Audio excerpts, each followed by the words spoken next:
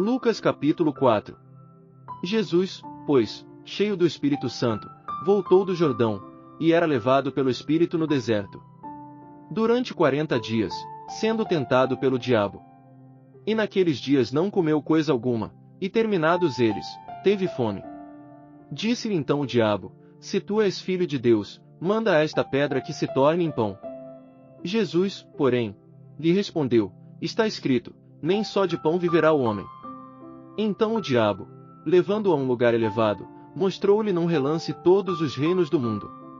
E disse-lhe: Dar-te-ei toda a autoridade e glória destes reinos, porque me foi entregue, e a dou a quem eu quiser. Se tu me adorares, será toda tua. Respondeu-lhe Jesus: Está escrito, ao Senhor teu Deus adorarás, e só a ele servirás. Então o levou a Jerusalém e o colocou sobre o pináculo do templo e lhe disse: Se tu és filho de Deus, lança-te daqui abaixo. Porque está escrito: Aos seus anjos ordenará a teu respeito, que te guardem. E eles te susterão nas mãos, para que nunca tropeces em alguma pedra.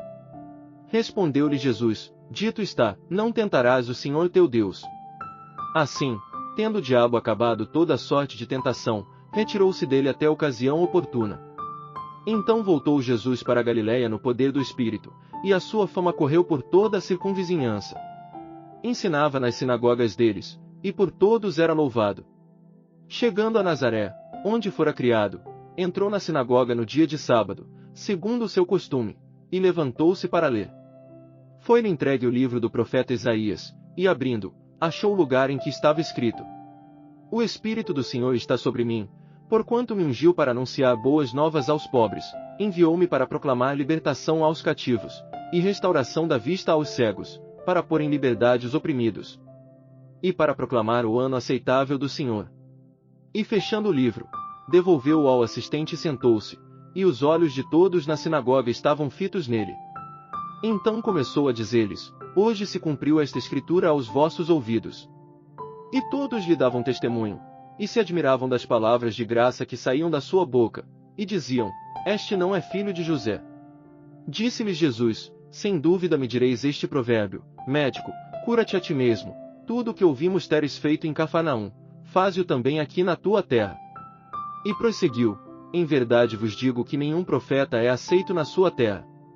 Em verdade vos digo que muitas viúvas havia em Israel nos dias de Elias, quando o céu se fechou por 3 anos e 6 meses, de sorte que houve grande fome por toda a terra.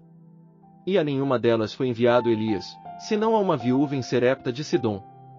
Também muitos leprosos havia em Israel no tempo do profeta Eliseu, mas nenhum deles foi purificado senão Naamã, o sírio.